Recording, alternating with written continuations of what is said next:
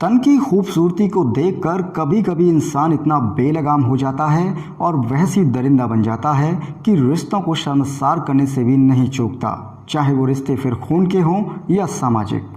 हवस के आगे उसे कुछ भी दिखाई नहीं देता। हैरानी की बात तो यह है कि वह बेलगाम इंसान उस घिनौनी हरकत के अंजाम को भी बखूबी जानता है, फिर भी अपने मन और मस्तिष्क पर कंट्रोल खो देता है और अपने अंदर सोए हुए हैवान को जगा कर रिश्तों को तार तार कर देता है। दरअसल हम बात कर रहे हैं बिहार के नालंदा जिले की, जहां पत्नी के बाथरूम में नहाने जाने के दौरान जीजा ने अपनी नाबालिग साली के साथ हैवानियत दिखाई, प्यार का झूठा नाटक किया और फिर शादी करने का झांसा देकर उसने अपनी नाबालिग साली के साथ रेप किया। यौन शोषण के इस मामले में 17 सितंबर को बिहार शरीफ कोर्ट द्वारा आरोपी शख्स को सजा सुनाई जाएगी। नमस्कार, आदाब, सत श्री अकाल। मैं हूं आस मोहम्मद। दोस्तों, अब आपको वारदात के पीछे की हकीकत बताते हैं। आखिर क्यों एक शख्स ने अपनी नाबालिग साली के साथ रेप किया और कैसे उसके दिमाग में साली को लेकर गंदे विचार आने लगे। दरअसल 22 अप्रैल 2016 को अस्थाबा के रहने वाले आरोपी रविंद्र कुमार की शादी संगीता के साथ हुई थी। उस वक्त रविंद्र कुमार रेलवे में लोको पायलट था और उसकी पोस्टिंग दिल्ली में थी।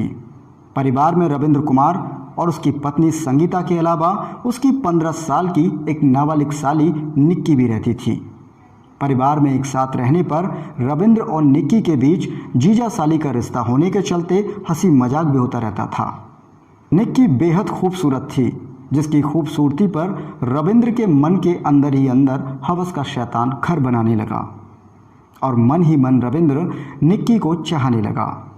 हालांकि कई बार उसने निक्की के साथ शारीरिक संबंध बनाने का प्रयास भी किया, लेकिन हर वक्त पत्नी के घर पर रहने के चलते वह अपनी इस नापाक हरकत को पूरा नहीं कर पा रहा था और हर वक्त उसके दिमाग में बस यही चलता था कि जब संगीता किसी काम से घर से बाहर जाए या रिश्तेदारी में जाए तो वह अपने गलत मंसूबों को अंजाम दे सके, लेकिन ऐसा नहीं हो पा रहा था। उसके बाद रविंद्र ने निक्की के साथ शारीरिक संबंध बनाने के लिए उससे प्रेम करने का झूठा नाटक किया और धीरे धीरे नज़दीकियां बढ़ाने लगा। फिर मौका पाकर एक दिन उसने निक्की को शादी का झांसा भी दिया कि वह उसके साथ अगर शारीरिक संबंध बनाएगी तो वह उसके साथ शादी कर लेगा। लेकिन जब निक्की ने कोई जवाब नहीं दिया तो रविंद्र के अंदर उफन रहे हैवानियत के तूफान ने उसके सब्र के बांध को तोड़ दिया। फिर एक दिन तीनों लोगों ने साथ बैठकर सुबह नाश्ता किया। संगीता को बाजार जाना था, इसलिए वह नाश्ता करने के बाद नहाने के लिए बाथरूम में चली गई। इस बीच मौका पाकर रविंद्र निक्की को कमरे में अकेला देखकर उसे दबोच लेता है और उसके साथ कई बार शारीरिक संबंध बनाता है और इस बात को निक्की अपने मन में दबाए परेशान रहने लगी। लेकिन एक दिन जब जीजा की हरकतें ज़्यादा बढ़ गईं तो उसने अपने जीजा रविंद्र की हरकत और उसके साथ बनाए गए शारीरिक संबंधों की पोल खोल दी। सारी सच्चाई उसने अपनी बहन संगीता को बता दी। मामले में केस दर्ज कराया गया और मामला कोर्ट तक जा पहुंचा। बताया जा रहा है कि रविंद्र अपनी हवस को मिटाने के लिए घर से बाहर जाकर भी जमकर अय्याशी करता था, क्योंकि रेलवे में लोको पायलट होने के चलते पैसे की कोई कमी नहीं थी और अय्याशी के दौरान वह उत्तेजक दवाओं का भी यूज़ करता था। और शायद यही कारण था कि नाबालिग साली की खूबसूरती और उत्तेजक दवाओं की उत्तेजना से रविंद्र बेलगाम हो चुका था।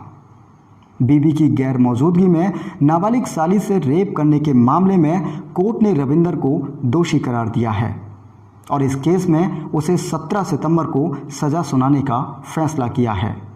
बिहार के नालंदा जिले से जुड़े इस मामले में बिहार शरीफ व्यवहार न्यायालय ने नाबालिग साली से रेप करने के आरोपी जीजा को दोषी करार दिया है और 15 साल की नाबालिग साली के साथ यौन शोषण करने के मामले में रविंद्र के खिलाफ धारा 376 और पास्को अधिनियम की धारा 4/6 के तहत मामले की सुनवाई की थी।